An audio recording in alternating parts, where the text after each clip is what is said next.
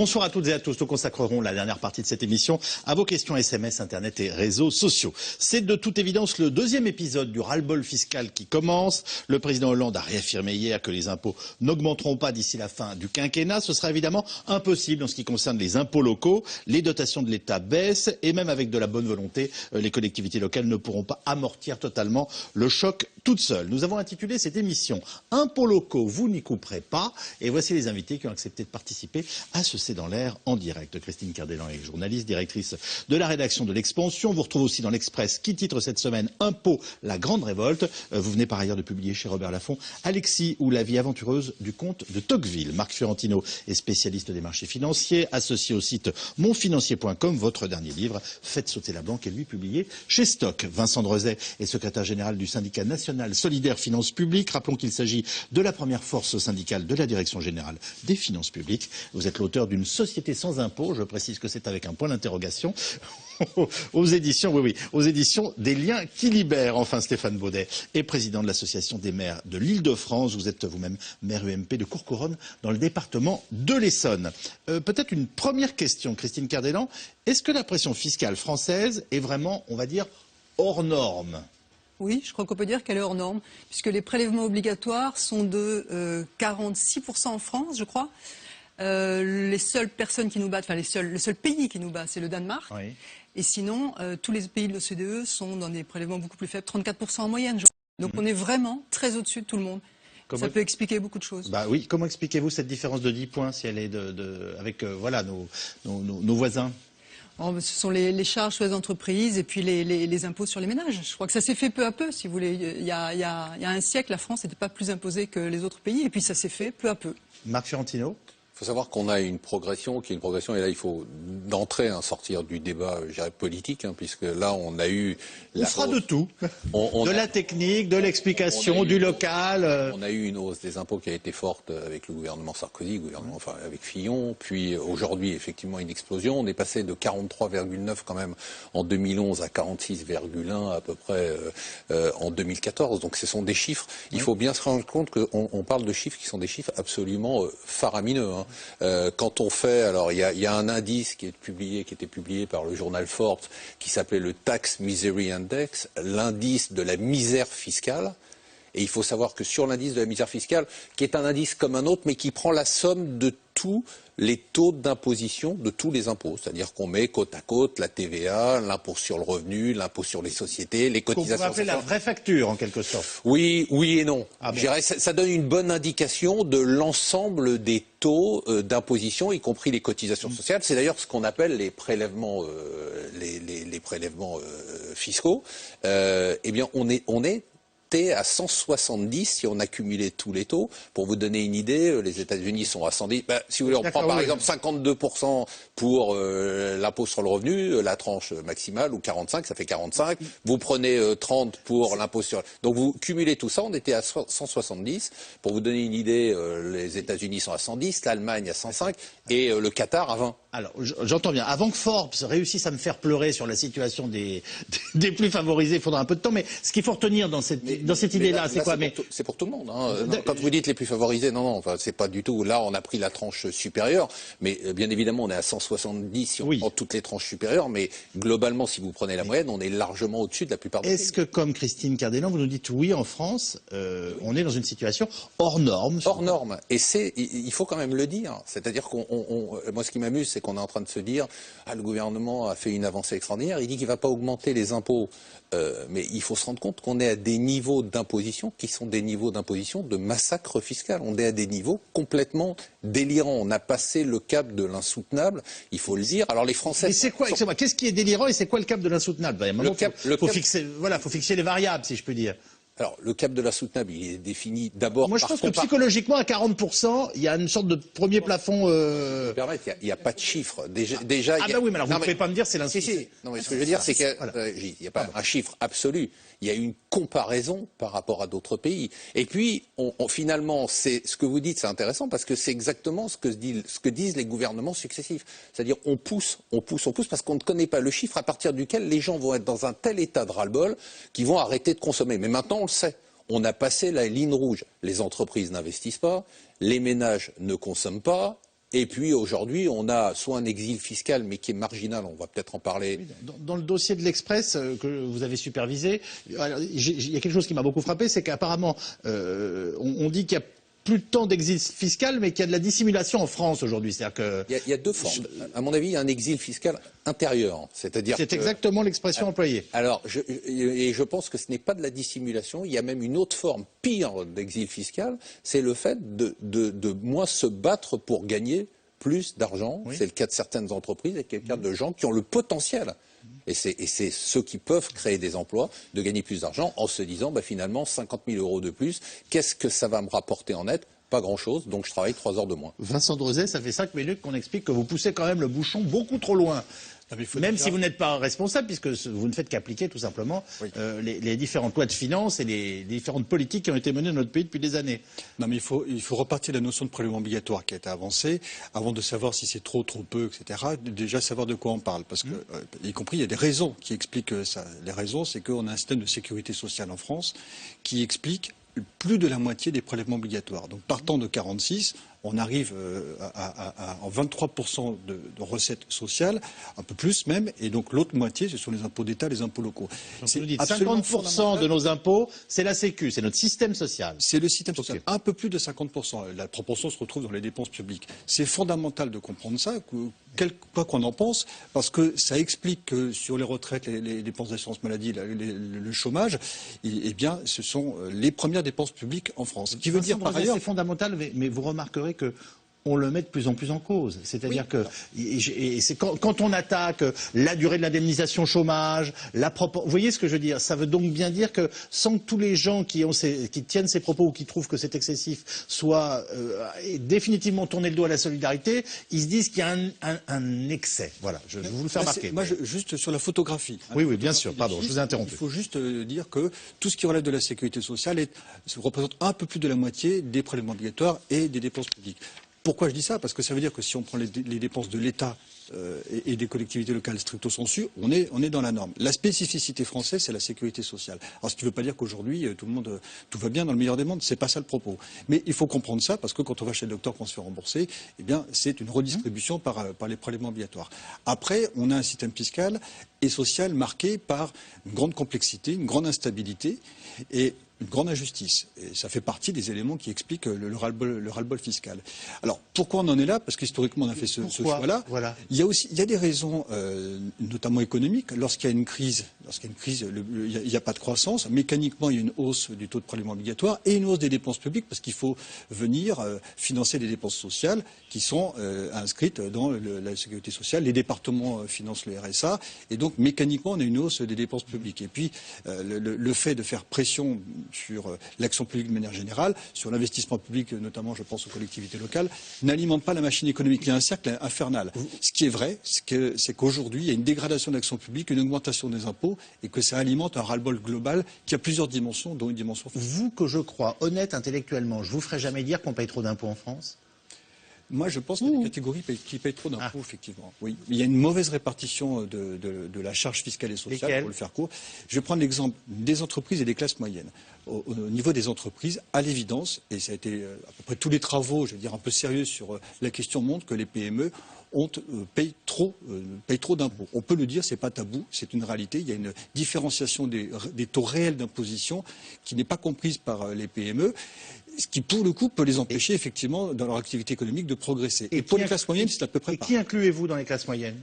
Les classes moyennes, alors évidemment, la définition est large. Je sais, c'est très compliqué, mais les classes moyennes, lorsqu'on est imposé à l'impôt sur le revenu, à la taxe d'habitation, même si on bénéficie parfois d'un dégrèvement, lorsqu'il y a un poids de la TVA qui est important, lorsqu'on est soumis à ces divers prélèvements, qu'on a subi des hausses d'impôts ciblées des gouvernements Fillon ou Hérault dernièrement, légitimement, on peut s'interroger sur le fait que certains fraudent, optimisent et on se retrouve à payer pour un système qui n'offre plus la contrepartie en termes d'action publique, et pour un système qui est en crise et dont on ne se sent pas responsable. On se dit, mince, on paye la dette publique, elle ne cesse d'augmenter, finalement la hausse d'impôts ne sert pas à grand-chose, et en plus je n'ai pas le retour escompté. Et ça, c'est un sentiment effectivement très, très profond. Rappelons que François Hollande vient une nouvelle fois de réfuter toute hausse d'impôts jusqu'à la fin de son quinquennat. À droite, on s'amuse, parfois en oubliant un peu ce qu'ont été les hausses d'impôts sous Nicolas Sarkozy, et le député UMP, Jérôme Chartier, a consciencieusement relevé ce qu'il appelle l'ensemble des événements fiscaux depuis l'élection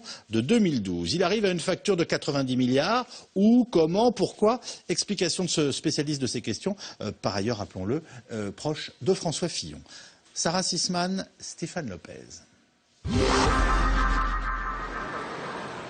À l'Assemblée nationale, le député Jérôme Chartier ne boude pas son plaisir.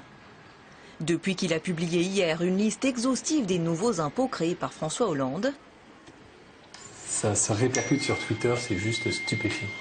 il fait le buzz. Les gens sont absolument impressionnés d'observer à quel point, en fait, l'État a pris de l'argent dans leur poche à travers plus d'une centaine de ce que j'appelle des événements fiscaux, c'est-à-dire à la fois des taxes qui augmentent, des impôts qui augmentent, des impôts qui sont créés, des taxes qui sont créées. Le député, proche de François Fillon, s'est plongé dans les lois de finances et a sorti sa calculette. Ainsi, selon lui, depuis mai 2012, une multitude de nouvelles taxes, au nom parfois barbare. La suppression des allègements sociaux attachés aux heures supplémentaires, ou encore la limitation des niches sociales sur l'épargne salariale.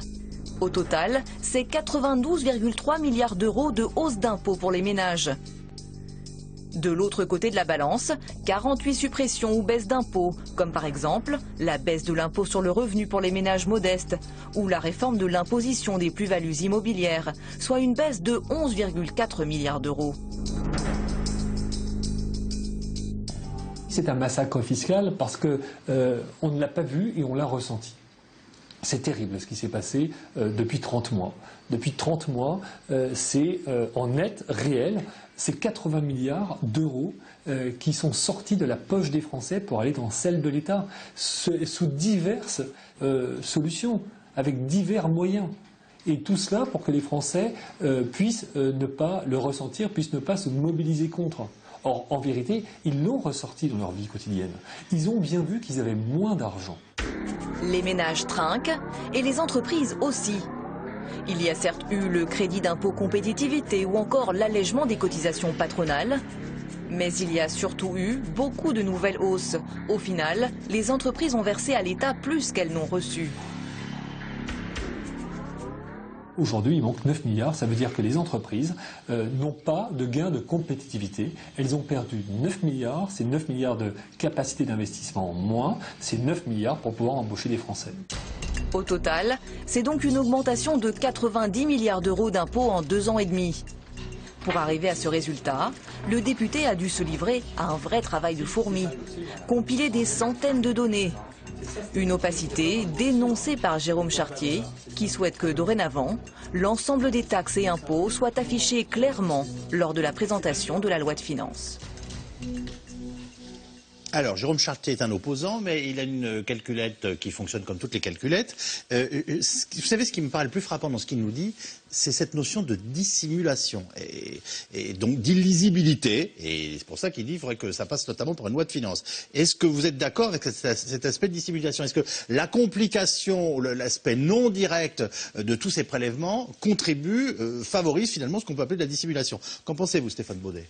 Bah, évidemment, enfin, je veux dire, ce qui impacte en réalité les habitants qui peuvent pas comprendre en réalité ce que l'on appelle les taux de prélèvement obligatoires. Enfin, je veux dire, c'est tellement complexe, vous le disiez vous-même, ça regroupe tout un tas de matières sur lesquelles on est loin d'être tous des spécialistes. Ce qui compte à la fin, c'est ce qui nous reste pour vivre. Et on constate tous, mais tous, quelle que soit notre catégorie, que d'année en année, si on a un salaire qui a stagné ces dernières années, notre capacité à vivre mieux, c'est vraiment dégradé. Et je veux dire, c'est très sensible. C'est ça qui favorise le ras-le-bol. C'est-à-dire que comme on est dans une situation de crise morale, de crise économique, de crise systémique, qu'on n'a pas le moral en l'occurrence, et qu'en plus on se rend compte que chaque année on a de moins en moins d'argent pour emmener ses enfants en vacances, quand encore on peut les emmener, ou que de l'autre côté de l'échelle, on a au Resto du Cœur 20% d'inscriptions supplémentaires chaque année, on se dit que forcément il y a un impact sur l'ensemble de la société française. Donc oui, après est-ce que c'est dissimulé, est-ce que c'est pas dissimulé? Je veux dire, ça dépend aussi de notre capacité à analyser les chiffres, à regarder ce que l'on paye. Mais c'est vrai que la multiplicité des sources de paiement, les taxes elles-mêmes directement, auxquelles on ne comprend pas d'ailleurs qui les prélève. Est-ce que c'est la commune, le département, l'agglomération, l'État? Quand une ville vous dit je n'augmente pas les impôts cette année, je vote des taux zéro, mais comme la part de l'État a augmenté 1%, vous vous faites tirer les oreilles par les habitants qui disent mais si, sur ma facture, ça a quand même augmenté. C'est illisible et pour nous en plus sur le terrain, c'est particulièrement difficile à expliquer. Alors, on reviendra très spécifiquement, bien entendu, sur cette question de ce qui avait été présenté parfois comme l'apocalypse à venir de nos impôts locaux. Vous êtes directement concerné en tant que maire. La notion de dissimulation, vous reprenez le terme, vous? Non, mais la notion de complexité, oui. C'est-à-dire qu'il faut se rappeler quand même, dissimulation, le terme est un peu fort. Je pense que l'objectif n'est pas la dissimulation. Je pense qu'on a une accumulation de strates avec, vous vous rappelez, il y a quelques mois, le projet de simplification fiscale. On devait avoir un grand choc. Il y a une des promesses du candidat. C'est-à-dire qu'on a eu un grand choc, mais pas de simplification. Une des promesses du candidat Hollande était justement, une des 60 promesses, c'était justement la simplification. On devait avoir, la fusion entre autres entre l'IR. Enfin, il devait y avoir plein de choses qui ne se sont pas passées. Ce qu'on a vu, c'est qu'on a eu une accumulation de nouvelles taxes, de nouveaux impôts, de nouveaux prélèvements. Mais je dirais que l'aspect lisibilité est lié à cette complexité. Et on est arrivé aujourd'hui à la fois à un chiffre qui devient un chiffre insupportable et insoutenable. Ça, c'est une réalité parce qu'on le sent dans tous les agrégats économiques. Tous les pays redémarrent. Nous, on commence à redémarrer un peu. Ce que vous disiez tout à l'heure sur la crise est juste, mais tous les pays ont connu la crise. Et parfois des crises beaucoup plus brutale que la nôtre. Donc le taux de prélèvement obligatoire, il n'a pas augmenté de la même façon dans d'autres pays. Donc il y a aussi, comment on explique cette hausse, juste un mot, c'est par le fait que c'est d'une facilité absolue. Quand vous demandez aux Français de payer un impôt supplémentaire, ils le payent. Et ça, c'est quelque chose d'extraordinaire. C'est une facilité pour un politique au gouvernement qui est fantastique. Entreprendre des décisions difficiles de réduction des dépenses publiques avec des castes qui vont tout bloquer et de l'autre côté dire on fait une taxe de 1% supplémentaire. Bon, c'est tellement simple, vous faites 1%, ça fait rentrer 4 ou 5 milliards, et on fait rentrer l'argent. Ça explique que j'ai vu passer beaucoup de questions SMS qui n'étaient pas quand est-ce que ça va arrêter d'augmenter, mais qui étaient déjà quand est-ce que ça va commencer à baisser. Mais c'est ça le sujet, parce qu'on est déjà à un niveau qui est absurde. Donc dire que maintenant c'est une bonne nouvelle parce que ça ne va pas monter, on est à un niveau où on est déjà asphyxié. Bon. Donc la question c'est de savoir quand est-ce qu'on va baisser. Je termine mon petit tour de table sur la... Oui, que vouliez-vous dire? Ce qui est d'ailleurs à la fois juste et faux, c'est-à-dire qu'il n'y a pas, depuis les annonces du président de la République qu'il n'augmenterait pas les impôts à partir de cette année, l'annonce elle-même d'une certaine manière est respectée puisqu'il n'y a pas de prélèvement nouveau. Sauf que l'impact des prélèvements décidés précédemment s'accumule d'année en année. Et du coup, la sensibilité d'augmentation fiscale, on va encore la vivre pendant 2 ans. Alors, Marc Fiorentino nous dit que les Français acceptent relativement en Bretagne. Non, mais en Bretagne, excusez-moi, ce qui s'est passé, la façon dont on a brûlé des portiques prouve qu'il y a en effet des ras-le-bol fiscaux qui peuvent devenir violents, brutaux et en plus auxquels on donne raison a posteriori. Donc mais l'argent entre. Et ça, ce qui mérite un bon gros débat. Les Français ont très peu de dettes vis-à-vis de l'administration fiscale, alors que dans d'autres pays comme la Grèce, on a 96 milliards d'euros qui sont dus par les Grecs à leur administration fiscale qui ne payent pas. Nous, on doit avoir une dette qui est extrêmement limitée. C'est vrai. Le taux de ce qu'on appelle le taux de recouvrement spontané, c'est-à-dire les gens qui payent bon an mal an, je dirais, est exceptionnellement élevé en France. C'est vrai, il avoisine, il est supérieur à 98,5% pour ce qui est de l'impôt sur le revenu. Supérieur à 98,5%. Oui. Alors, ce qui ne veut pas dire qu'il n'y a pas de excusez-moi, mais alors, pardonnez-moi, je dis à nos téléspectateurs, bravo. Non, mais, et éventuellement à vous aussi, parce que vous le recouvrez bien. Mais oui, parce que l'administration j'entends bien, organisée, etc. Mais ce qui est vrai, c'est qu'il faut différencier deux choses. C'est ce qu'on appelle le civisme fiscal, c'est-à-dire je respecte mes obligations déclaratives en termes de paiement, et le consentement à l'impôt. Je n'en reviens pas. 98,5%. Oui, c'est le recouvrement qui se fait comme ça. Mais on a dans les services, et ça rejoint la question de la dissimulation entre guillemets, des gens qui payent leur impôt, même s'ils disent en termes de consentement, ça s'effrite. Et c'est ça ce mouvement qui est inquiétant. Mais par rapport je comprends mieux pourquoi tout le monde me parle de ces impôts. C'est que finalement tout le monde le paye. Donc c'est ça que je viens de comprendre. Oui, historiquement en France, c'est un débat très compliqué avec des rapports. Vous avez dit, il y a des révoltes fiscales. Puis en même temps, on a un débat fiscal historiquement très marqué en France. Sur la progressivité, sur la réforme fiscale, etc. Mais sur la dissimulation, ce qu'on a vu dans les services, c'est qu'il y a des mesures qui sont liées à la complexité, c'est vrai, qui ont été prises. Pas nécessairement d'ailleurs annoncé sur tous les toits, et une année, et puis l'année d'après, les avis d'imposition arrivent, et là, on voit quelque chose. Alors, il y a des mesures, il y a la majoration de 10% pour les retraités qui ont 2 ou 3 enfants, et bien, qui est devenue imposable. Il y a la demi-part des parents isolés dont on a durci les conditions, et tout ça s'est retrouvé au fil du temps. Et ça a alimenté ce ras-le-bol parce qu'on s'est dit, ce qu'on a vu, c'est les contribuables qui nous disaient, ça n'a pas été dit. Alors certes, ça a été dit au Parlement, ça a été débattu, etc. C'était dans les dossiers de presse du gouvernement, mais ça n'a pas été publiquement dit. Attention, voilà ce qui va être payé. Et c'est vrai que ce sentiment-là a été très prégnant. Et sur le nombre de personnes qui viennent nous solliciter, on a de fréquentes remontées au-delà des difficultés que les Français rencontrent. Avant de donner la parole à Christine Cardelan, juste une question de curiosité, puisque c'est vous qui recevez les sous. Qu'est-ce que vous en faites après? Ce que je veux dire, c'est vous donnez tout à Bercy. Voilà, une fois que la cagnotte est réunie, vous donnez tout à Bercy. Enfin, vous comprenez ce que je veux dire? Ça repart très vite, les sous. La somme en tant que telle, elle reste où, quand et elle va où? Les prélèvements obligatoires n'arrivent dans les caisses de l'État, si je dis, ou de la sécurité sociale, que pour être distribués. Il faut rappeler que sur le revenu total des Français, et vous avez raison de dire qu'il a stagné, c'est d'ailleurs une des causes du ras-le-bol, c'est que le revenu net moyen depuis 1995 évolue de manière inférieure à l'inflation. Mais bon, au-delà de ça, quand vous prenez les prélèvements sociaux, ils forment un tiers du revenu des Français. Un tiers, c'est redistribué. Il y a l'action des services publics et les aides aux entreprises qui sont également importantes. Et il y a les salaires des fonctionnaires, mais de la même manière, lorsque je vais acheter ma baguette, je finance le salaire de la personne qui nous sert. Bon, voilà, il y a tout ça. Donc ça repart immédiatement. Ça repart immédiatement. Ah oui, oui. Bon. Il y a une différence avec la baguette. Quand on achète une baguette, on sait ce qu'on achète. Quand on donne de l'argent à un fonctionnaire, on ne sait pas quel service on va avoir. Mais l'éducation, la route, les infrastructures, la justice, la police, on peut multiplier les exemples. Oui. Et d'ailleurs, si ces services étaient privés... si une baguette nous plaît pas, on va ailleurs. Mais là, la qualité du service qu'on a, on ne peut pas la maîtriser. Alors, elle se dégrade et je serais intéressable sur le sujet pour la DGFiP, c'est certain, mais il y a une contrepartie. D'ailleurs, c'est bien un des problèmes du débat fiscal, c'est qu'on ne met jamais assez l'accent sur la contrepartie qui existe et dont on bénéficie tous les jours. Alors, on va en reparler. Christine Cardelan.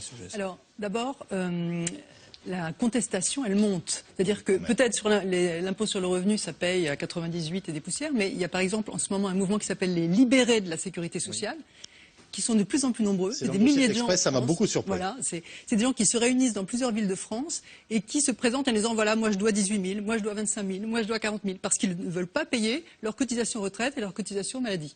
Donc ça, c'est le premier point, la contestation, elle monte. Deuxième chose, c'est vrai que ça a été très astucieux, la manière dont le gouvernement a fait passer toutes ces hausses d'impôts, parce qu'il y a parfois des hausses de prélèvements, parfois des baisses de réduction d'impôts, genre allocation familiale, etc. Et on dit, ah non, c'est pas une hausse d'impôts, c'est juste une baisse d'une niche précédente, mais le résultat est le même pour les Français.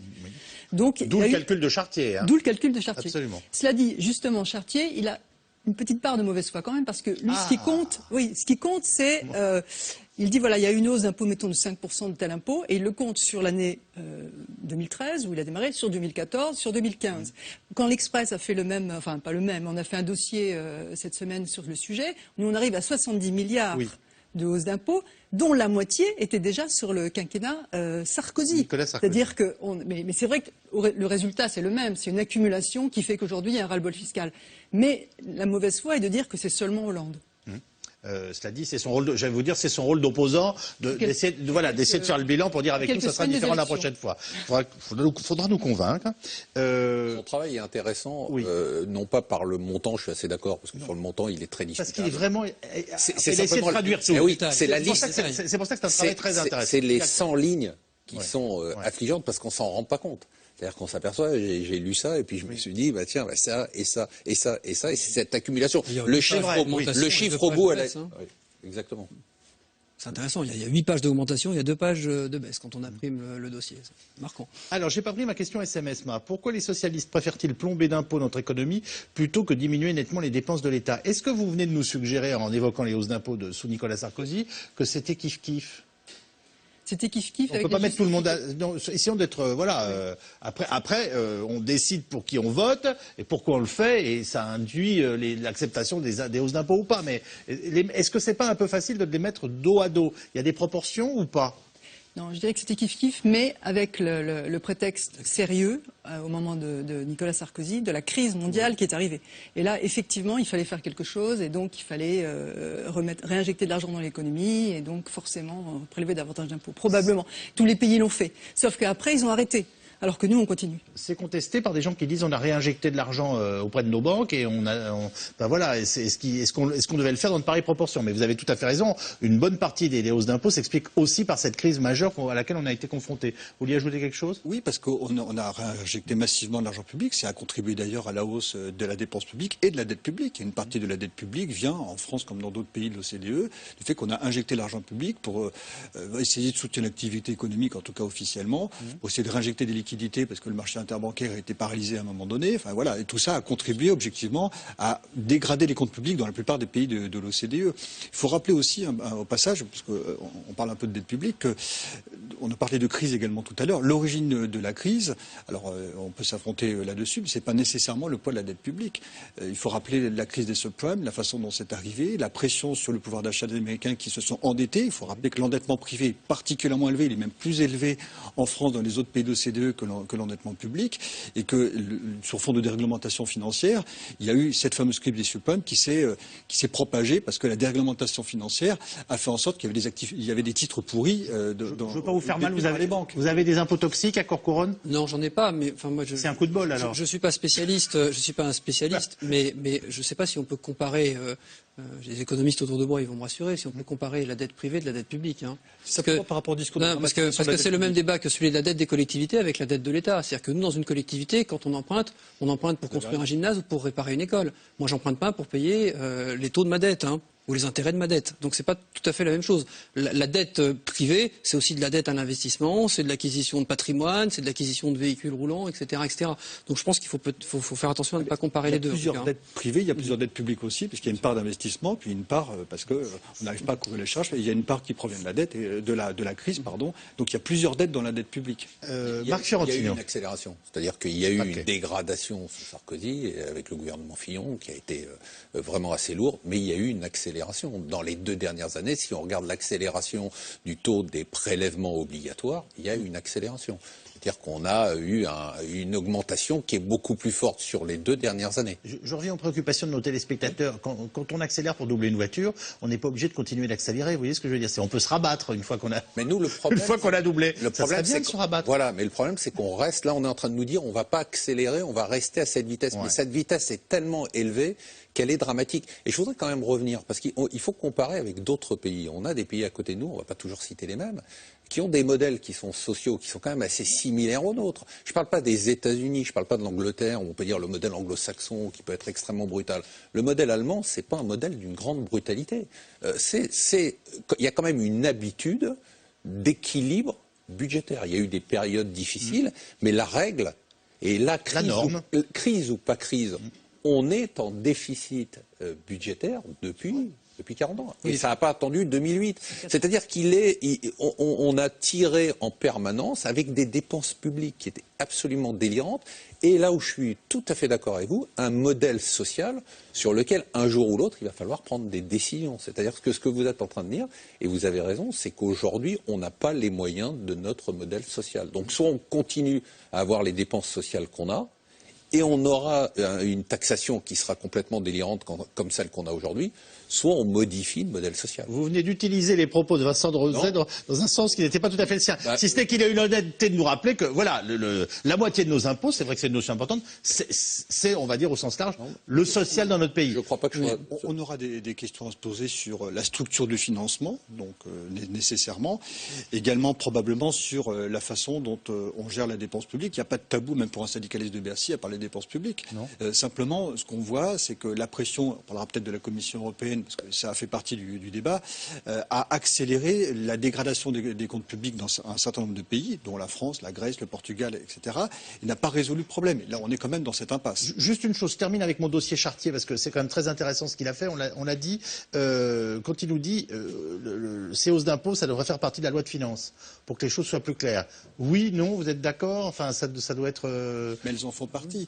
Mais ce qui est vrai, c'est qu'il y a quelques années, il y avait une habitude qui était de pondre des niches fiscales dans des lois qui étaient les lois outre-mer. Oui, X ou Y. Voilà. Et ça a été, il y a quand même une progression. Ça a été rassemblé dans la loi de finances. Par contre, le système fiscal étant complexe, c'est pas évident d'expliquer une loi de finances aux citoyens. Et là-dessus, il y aura peut-être un saut qualitatif, mais ça, je laisse ça aux responsables politiques, c'est aussi leur rôle.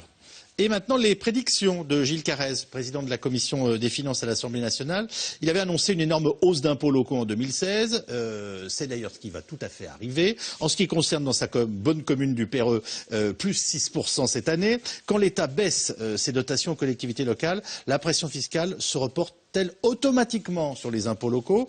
Même les élus locaux socialistes disent aujourd'hui refuser, je cite, un transfert d'impopularité fiscale. Maxime Vauthier et Arnaud Fora.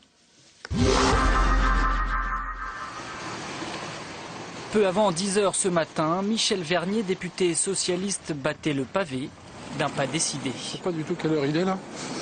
Oh, ça va. Le trésorier de l'Association des maires de France n'a pas de temps à perdre.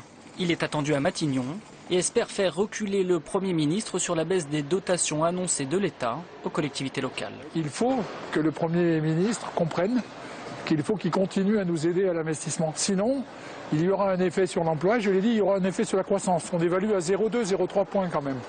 Donc voilà, l'exigence, elle est là. L'exigence des maires, portée en partie par cet élu socialiste, revoir le calendrier fixé par l'État pour économiser quelques milliards sur le dos des maires.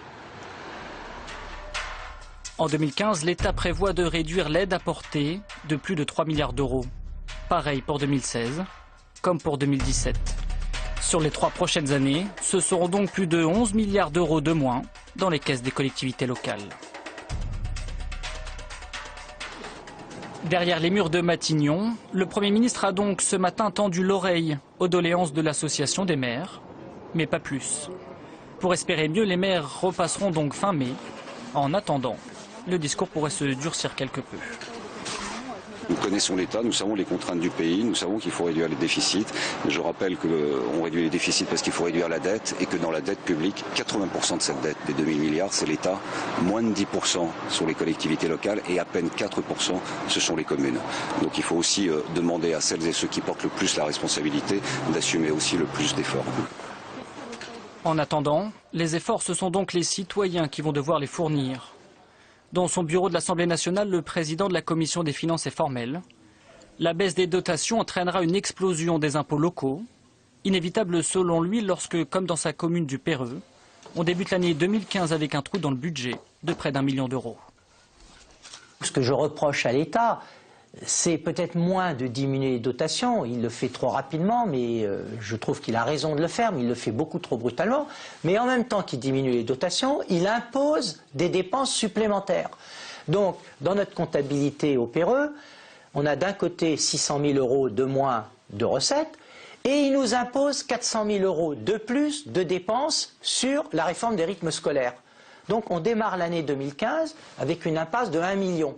Alors, à partir de là, bon, on se creuse la tête, on fait des efforts, on va d'abord faire des économies, mais nous sommes dans une commune où déjà la dépense par habitant est de 40% inférieure à la moyenne. Donc on dépense beaucoup moins que la moyenne des communes. Donc c'est difficile de faire des économies quand vous dépensez déjà beaucoup moins que les autres. Résultat, une hausse de l'impôt local de 6% votée en 2015 pour les habitants du Perreux. Dans sa commune du Guéret, dans la Creuse, Michel Vernier, lui, ne prévoit pas de forte augmentation de l'impôt local. Mais il se sait lui aussi contraint par la baisse des dotations et devra choisir entre endetter sa ville ou mettre un coup de frein à la croissance des entreprises locales. Les entreprises locales qui sont venues me voir déjà à plusieurs reprises, moi, depuis le mois d'octobre, elles me disent, monsieur le maire, qu'est-ce que vous allez faire l'année prochaine et quand allez-vous le faire? Parce que notre carnet de commandes qu'on avait avant en 6 mois, 7 mois, 8 mois, aujourd'hui il est à 2 mois. C'est-à-dire que dans 2 mois, on n'a plus de boulot. Donc qu'est-ce que vous faites au niveau de vos routes? Qu'est-ce que vous faites au niveau de vos trottoirs? Qu'est-ce que vous faites au niveau de vos bâtiments? Et il faut qu'on leur réponde. Et moi, je leur dis, je souhaite continuer à investir de la même façon. Mais si c'est la seule solution pour ne pas endetter la ville davantage, eh bien je serai obligé de diminuer l'investissement. Et eux me répondent, eh bien nous on sera obligé de licencier. Donc, vous voyez, c'est quand même pas réjouissant tout ça. Selon l'Association des maires de France, la baisse des dotations de l'État pourrait menacer près de 70 000 emplois à travers toute la France. Alors, on va détailler tout ça, hein, parce que ça touche finalement à la vie quotidienne des Français. Des maires, on dit qu'on a de plus en plus de difficultés à en trouver pour aller scolter un boulot qui n'est pas toujours facile. Bon, apparemment, vous êtes d'accord. Avant de rentrer dans ce détail, on a une question générale qui nous est posée par un téléspectateur qui est « Mais c'est quoi cette partie de cache-cache entre État et collectivité? C'est pas moi, c'est l'autre. » Je me mets à la place de nos téléspectateurs. Il y a aussi cette impression permanente. C'est quand même assez gênant. Christine Cardellan. Oui, surtout depuis la loi de décentralisation, donc en 82. L'État a transféré vers les collectivités locales un certain nombre de responsabilités au niveau des routes, de la construction des routes, au niveau des écoles aussi, je crois, et n'a pas toujours donné en même temps les dotations qui correspondaient.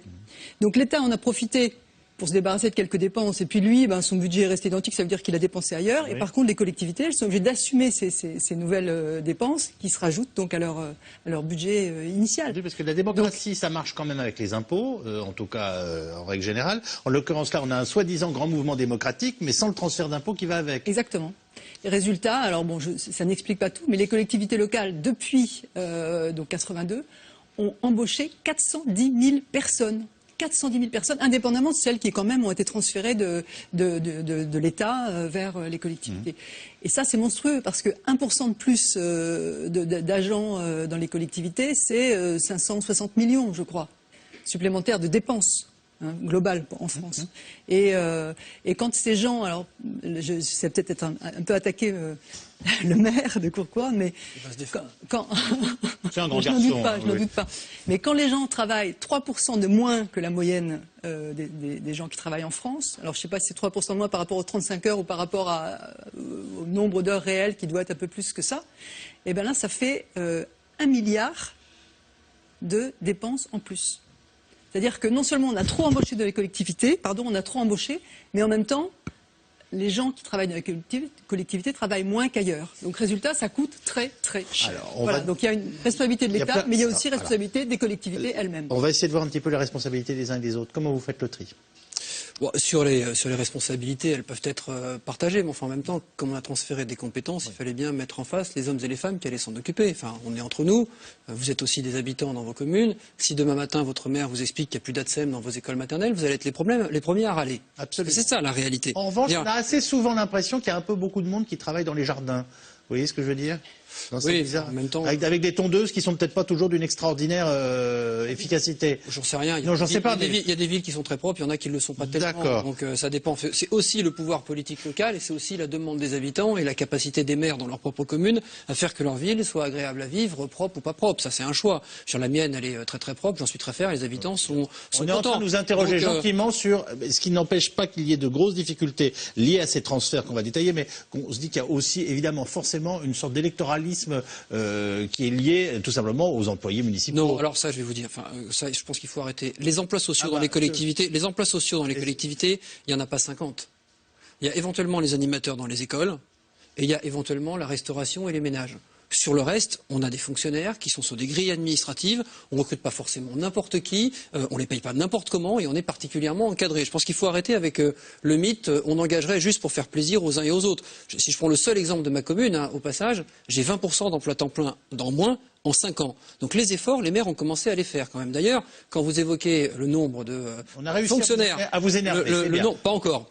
Mais quand vous abordez, comme l'a fait la Cour des comptes en pointant du doigt ce que l'on appelle le bloc communal, sans expliquer aux gens que le bloc communal, ce sont les communes, mais aussi l'intercommunalité. C'est vrai. L'augmentation des fonctionnaires dans les dites collectivités, on oublie qu'il y a un truc qui s'appelait la loi Chevènement en 1999, qu'on nous a poussé avec des carottes financières, l'État a constitué ces agglomérations sans nous obliger à faire des transferts de compétences et des transferts de personnel.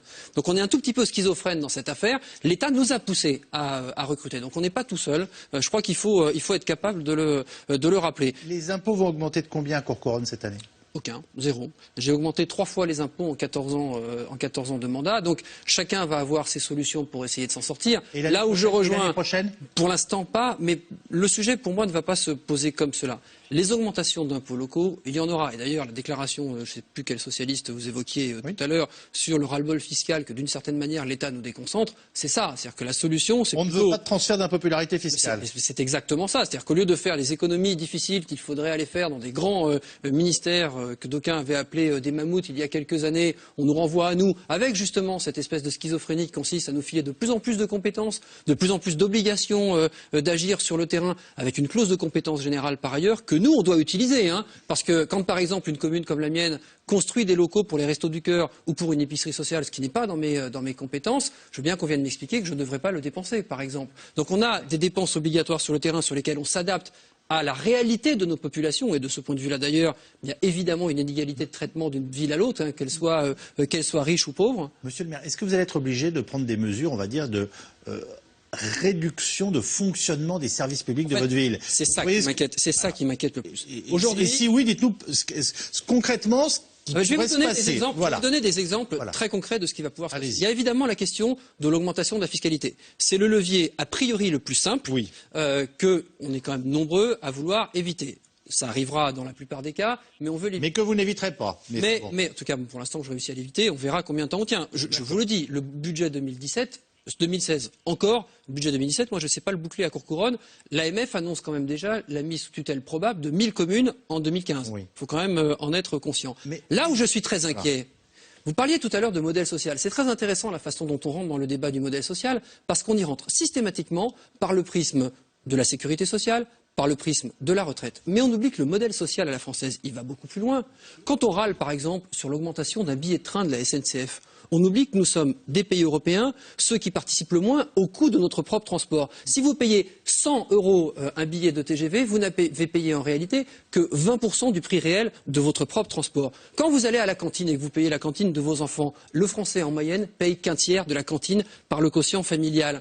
Quand on pense, ou on laisse croire à tout le monde, que l'école à laquelle on envoie nos enfants tous les jours est gratuite, qui paye à la fin? C'est ça le modèle social en général. Et là où il n'y aura pas d'augmentation d'impôts, ce qui m'inquiète particulièrement, c'est que c'est justement sur ces tarifications-là qu'on va venir retravailler. C'est sur ce service public-là, sur ce modèle social-là, qu'on va nous renvoyer à nous, les maires locaux, de le détruire. Quels sont les services publics de votre ville qui pourraient demain être affectés parce que tout simplement il va falloir faire des efforts? Est-ce que vous y avez déjà réfléchi? Oui, alors il n'y a pas encore de services publics globaux parce qu'on essaye de retenir cela, mais on est dans des recherches d'économie dont vous n'imaginez pas d'ailleurs, où à la fois l'importance politique. Décoration de Noël, tiens, c'est très intéressant la décoration de Noël. Pourquoi je cite cet exemple? J'ai arrêté les décorations de Noël depuis 4 ans, ça coûtait 80 000 € par an d'électricité pour 3 semaines. C'est le sujet dans ma commune sur lequel je me fais le plus tirer les oreilles. C'est pour vous dire le décalage qu'il y a entre la nécessité d'économie que l'on a à faire et la réalité de ce que nous demandent les habitants. Mais je vais vous donner un autre exemple. Il est insignifiant du point de vue du montant, mais il vous montre jusqu'où on va aller gratter. La loi nous oblige à avoir des équipements publics qui chauffent nos équipements à au moins 19 degrés pendant l'hiver. On a constaté sur ma commune, c'est une norme, qu'à Courcouronne, dans un gymnase par exemple, il fait 20 degrés et demi. Et bien si je m'amuse à la ramener juste à 19 degrés, j'économise 64 000 € sur mon budget cette année. Donc voilà la nature des économies qu'on va faire. Mais quand ça va commencer à arriver dans les crèches, qui va venir nous engueuler en premier lieu? Les parents, évidemment. Donc la difficulté que l'on va avoir, et justement ce transfert de ras-le-bol, il est là. Il est où dans le fait que l'on va décider à la place des autres d'augmenter les impôts pour assurer un service public de proximité qui reste nécessaire. Enfin, il n'y a pas tellement dans vos communes, en tant que concitoyens, des services publics dont vous souhaiteriez qu'ils s'arrêtent. Sauf peut-être à oser lancer des débats beaucoup plus de fond sur, par exemple, quand on voit ce que ça a donné à la Poste, ça ne va pas être simple à faire accepter, mais sur, par exemple, la création de nouvelles communes pour mutualiser les communes elles-mêmes. Sur, par exemple, est-ce qu'à notre époque, avec le numérique, une mairie qui est ouverte du lundi matin jusqu'au samedi midi, c'est encore parfaitement logique? Est-ce que finalement, si elle était ouverte de 15h à 18h, ce serait pas mieux, etc., etc. Ce qui posera petit à petit, par la pyramide. Ça veut dire la diminution du nombre d'employés municipaux, évidemment, ou le non-remplacement de ceux qui partiraient en retraite? Mais évidemment, on n'a pas le choix. Et d'ailleurs, toutes celles et ceux qui pensent que parce qu'on fusionnerait des collectivités du jour au lendemain, qu'on ferait disparaître les conseils généraux, les fonctionnaires disparaîtraient, se mettent un peu le doigt dans l'œil. Il y a un autre sujet d'ailleurs qu'on n'évoque pas. C'est la nécessité d'arrêter avec ce truc très français de clause de compétence générale dans les autres collectivités que les mairies aussi. Quand on va dans des villes et où on peut croiser au coin de la rue à la fois un comité régional de tourisme et puis dans une autre rue un comité départemental du tourisme et dans un autre rue un syndicat d'initiative communale, je ne vous raconte pas en termes de cumul les dépenses sur lesquelles on peut faire des économies. Vous êtes intarissable, j'avais tendance à me dire oh là là, il en a lourd sur la patate. Alors, mais vous n'avez toujours pas dit quand vous augmenteriez les impôts, parce que ça viendra. Ah mais évidemment que ça viendra. Ah, c'est bien de le reconnaître. Attendez, mais enfin, ça viendra, ça peut venir dans 2 ans, ça peut aussi ne pas venir si on est capable de mutualiser convenablement dans les agglomérations, ça peut ne pas venir si on est capable de saisir la loi parce qu'elle existe sur les communes nouvelles, etc.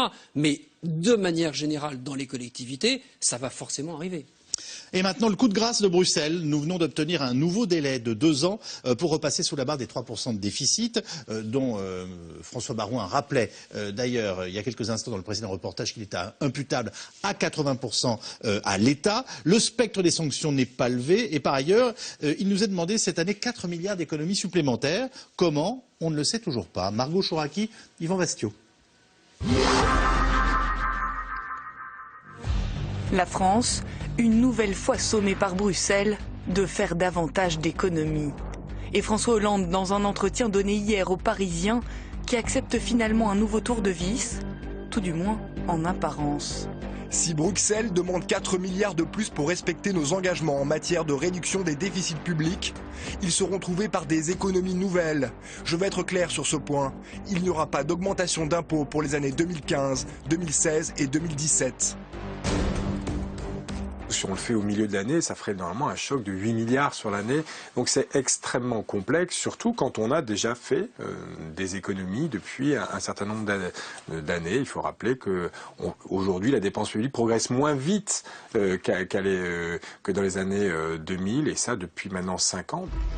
La semaine dernière, la Commission a accepté d'accorder un nouveau délai à la France, censé faire repasser son déficit sous la barre des 3% du PIB depuis 2013. Mais Bruxelles a cette fois-ci précisé son calendrier et préconise un déficit de 4% en 2015 au lieu de 4,1% comme l'envisageait Paris et de 2,8% en 2017 au lieu des 3% que s'était fixé l'Elysée. La France a déjà annoncé plusieurs réformes au cours de ces derniers jours. C'est un pas dans la bonne direction. Nous attendons un programme ambitieux, national, de réformes plus détaillées d'ici avril. Nous examinerons la situation en mai et déciderons si le déclenchement de la procédure de déséquilibre excessif est nécessaire pour permettre à la France de mener à bien ses réformes. En clair, Bruxelles menace encore de sanctionner la France. Mais hier, un brin d'optimisme est venu pour une fois d'Allemagne. La chancelière, avocate de l'orthodoxie budgétaire, tentait elle de temporiser. La France est en bonne voie. Ma relation bilatérale avec la France me permet de penser que le processus de réforme mis en place est très soutenu. Pour faire de telles économies, le gouvernement devrait se lancer, selon Bruxelles, dans un programme massif de réformes structurelles. Visiblement toujours pas à l'ordre du jour. Alors comment faire ? Dans ses prévisions, Bercy tablait sur une inflation de 1%.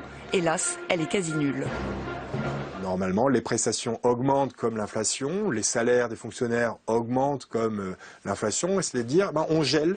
Et donc on demande à tout le monde un effort, puisque finalement il y a une perte de pouvoir d'achat pour à la fois ceux qui touchent les prestations ou les fonctionnaires qui vont toucher un peu moins de salaire en termes réels.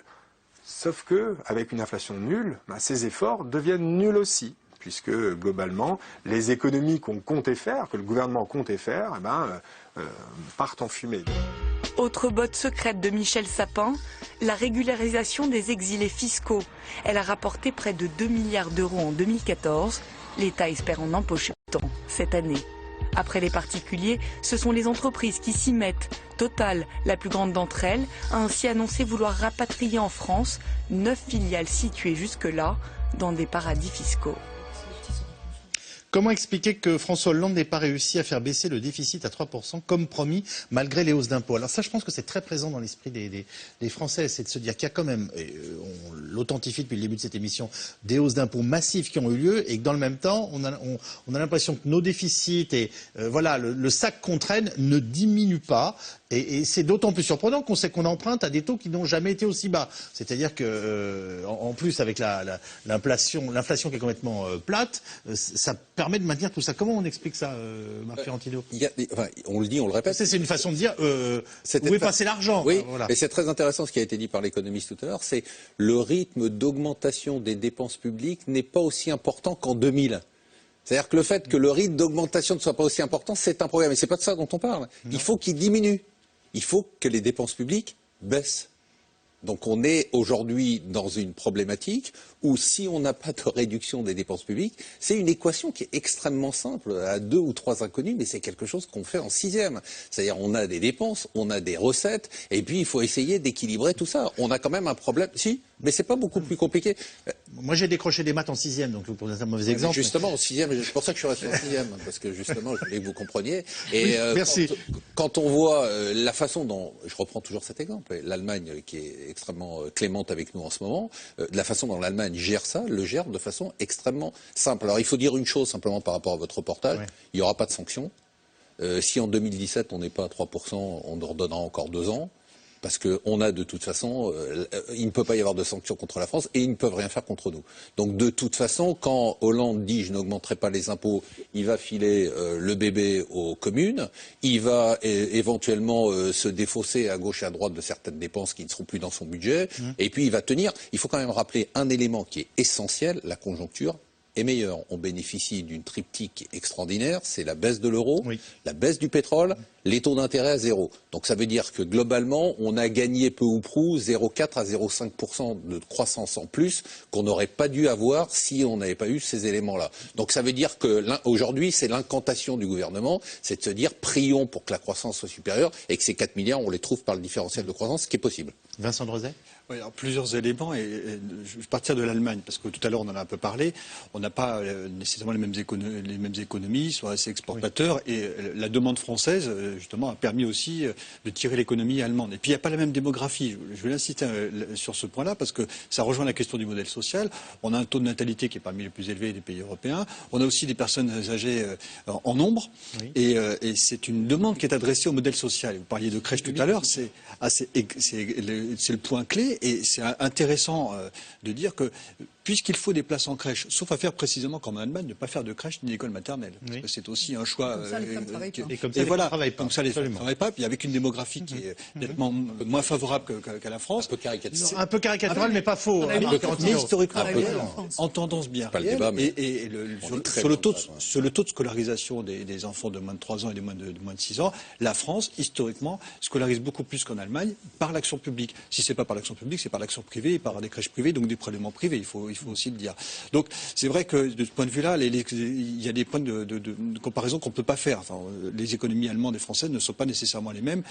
Et de ce point de vue-là, c'est vrai que les leçons d'économie allemande sont parfois mal vécues. Bon. On ne peut pas se réfugier complètement derrière ça non plus. Hein. C'est trop facile, on dit ça en permanence. On ne parle pas des États-Unis, on parle d'un pays qui est à nos frontières. Et l'Allemagne, ce que vous décrivez est juste, l'Allemagne a fait des choix en fonction de ses moyens.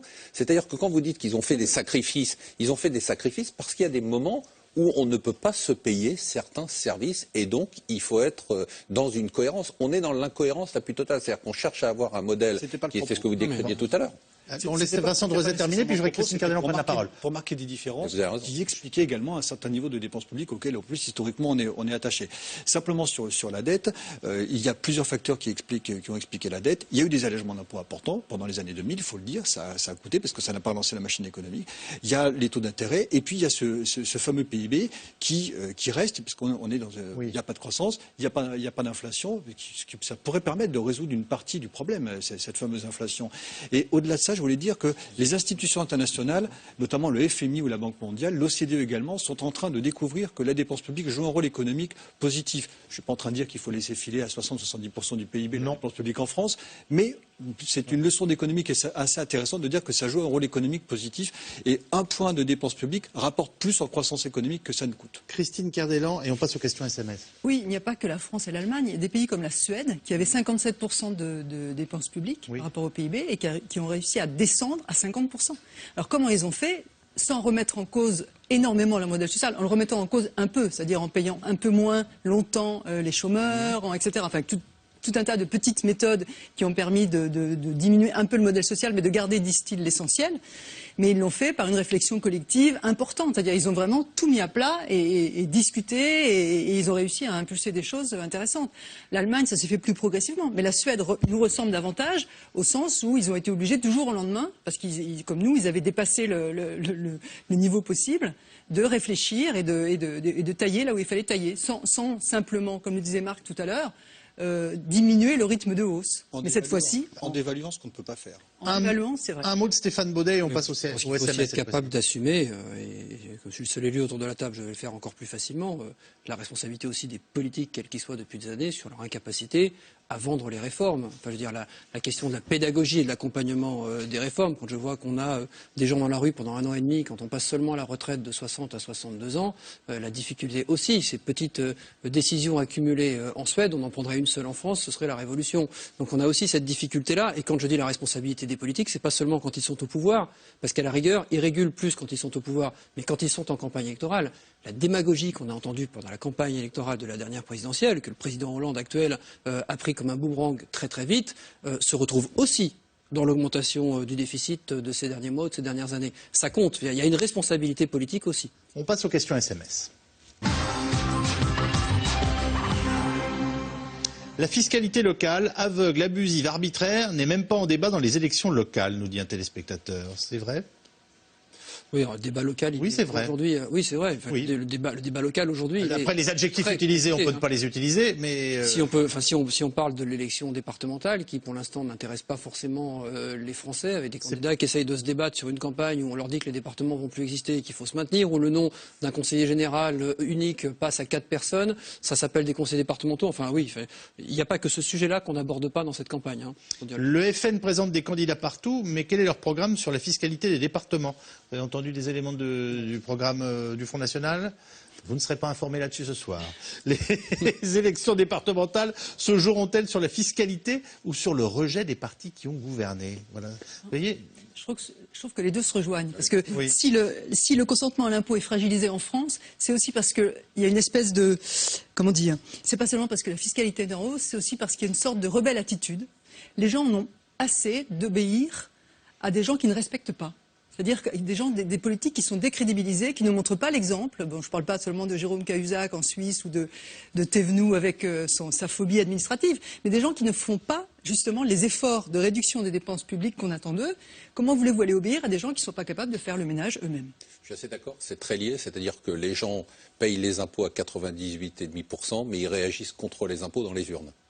Donc c'est assez intéressant, c'est-à-dire qu'ils ne réagissent pas en disant j'arrête de payer, parce que de toute façon on payera. Et on paiera toujours. Vous nous dites que la réaction épidermique se fait sur le bulletin de vote. Pourquoi le déficit ne se réduit-il pas alors que ça fait 4 ans que les impôts augmentent et que la dépense est censée baisser ?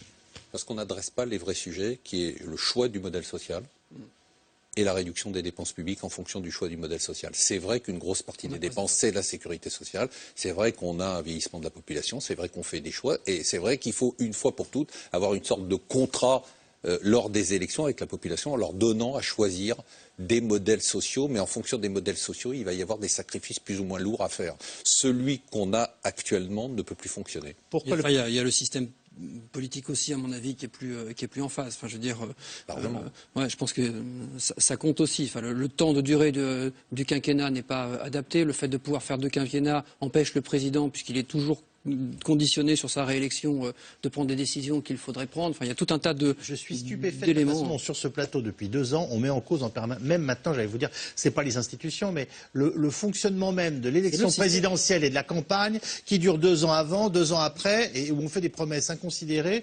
vis-à-vis desquelles on n'a pas à rendre de compte ensuite. Quand on s'entend, le problème il est presque plus systémique qu'économique. Pardonnez-moi, j'essaie de faire tourner les questions. Les impôts locaux, qui sont les impôts les plus injustes, ne devraient-ils pas être réformés en priorité ? Vous trouvez que ce sont les impôts les plus injustes, vous ? En tout cas, dans ce qu'on appelle la base d'imposition, c'est le plus obsolète pour ce qui est de la taxe d'habitation et la taxe foncière, parce que les principes qui président à l'établissement des bases datent de 1970. Oui. C'est un mécanisme assez compliqué, on a des locaux types, il y a une surface pondérée, et donc le fait que ça date de 70 fait que ça a été obsolète parce que le marché immobilier a évolué. C'est sûr qu'il a évolué, oui. Alors voilà, et donc il y a une révision des bases des impôts des entreprises qui a été opérée, qui pose d'ailleurs problème, et cette année est lancée une expérimentation dans 5 départements sur la révision des bases qui serviront pour la taxe d'habitation et la taxe foncière. Oui. Donc c'est un chantier qui est politiquement explosif. Il faut rappeler qu'en 90, il y avait une révision des bases qui avait été faite, mais qui n'avait pas été mise en œuvre parce qu'il y avait trop de perdants, et on sait que dans toute réforme fiscale, il y a des révision des bases, ça veut dire augmentation forcément à l'arrivée ? Mais pas nécessairement. Oui. Il faut voir ensuite les taux. Dites-le, Monsieur Drezet. Non, parce que mécaniquement, pas forcément. Maintenant, compte tenu de l'évolution des besoins, nécessairement, une révision des bases va se traduire par des hausses et par des baisses. Mais globalement, on sait que la tendance de la fiscalité est à la hausse. La taxe d'habitation moyenne depuis le début des années 2000 a augmenté de 40%. Vous avez envie qu'on réforme vos bases, vous, Monsieur le maire ? Ah oui, mais pour des raisons un peu plus particulières. Nous sommes une ex-ville nouvelle et certaines de nos communes ont des bases rurales et d'autres ont des bases urbaines, ce qui fait que du coup on a des taux complètement différents d'une ville à l'autre, qui donnent l'impression aux habitants que les impôts sont pas les mêmes ou sont très différents d'une ville qui imposerait un taux de 15% à une autre qui en aurait 25%. Sauf que comme ça s'impose pas sur la même base, c'est évidemment incomparable. Mais du coup, dans l'esprit populaire, ça compte énormément. Donc oui, si on pouvait rénover nos bases, ce qu'aujourd'hui on ne peut pas faire. Voilà, il faut un rééquilibrage. Est-il vrai que les impôts locaux à Amiens sont le double de ceux à Neuilly? Et si oui, pourquoi? Alors, je vous avoue que je m'en souviens pas. Je pense bien l'avoir lu ou entendu une fois. Ce genre, d'une ville à l'autre. Pardon. Sûrement parce qu'il y a beaucoup d'entreprises à Neuilly, non? Généralement, donc voilà, ça alimente beaucoup plus. Il n'y a pas que les c'est la taxe. Qui payent. Oui, voilà. Il faudrait prendre la base, le taux, parce que la base, probablement, certainement n'est pas la même entre Neuilly et Amiens. Il faudrait voir le taux qui est appliqué, ne serait-ce que pour les impôts des particuliers, donc voir ensuite, au regard du tissu économique, ce que ça pèse réellement. Et puis, effectivement, il faut prendre la présence des entreprises, parce qu'il y a quand même la contribution foncière des entreprises qui... Très important. Une des villes où on paye le moins d'impôts locaux en Ile-de-France, c'est Paris. Hein. Oui, ou Courbevoie, je peux dire, parce qu'il y a la défense. On n'imagine pas d'extérieur si on ne s'intéresse pas au sujet, et pourtant c'est une réalité. Oui. Ça fait partie, cette complexité, ces déséquilibres de ce fameux ras-le-bol. Moi, je précise juste que le ras-le-bol est assez global, il est économique, social, puis il y a une dimension fiscale, et il y a une dimension également sur ce qu'on appelle les dépenses contraintes, hein. Oui. À la fois les impôts, mais aussi les coûts de transport, les coûts de logement, etc. Stéphane Bollet, la prochaine est pour vous. Pourquoi ne pas inciter les communes, notamment les plus petites, à fusionner, et les élus y sont-ils favorables? C'est ce que je disais tout à l'heure. Il y a une loi qui a été adoptée il y a quelques années qui s'appelle la loi des communes nouvelles, qui commence à s'appliquer en province parce qu'ils ont une culture intercommunale plus ancienne que la nôtre, centenaire quasiment d'ailleurs, sur tout ce qu'on connaissait sous la forme de CIVOM ou de CIVU pour organiser les ordures ménagères, la distribution de l'eau, etc. Il y a 2 communes, dont une, je crois que c'est à Moret-sur-Loing, il me semble, qui y travaille en Ile-de-France. Moi, je pense que c'est une solution. C'est l'une des solutions d'avenir.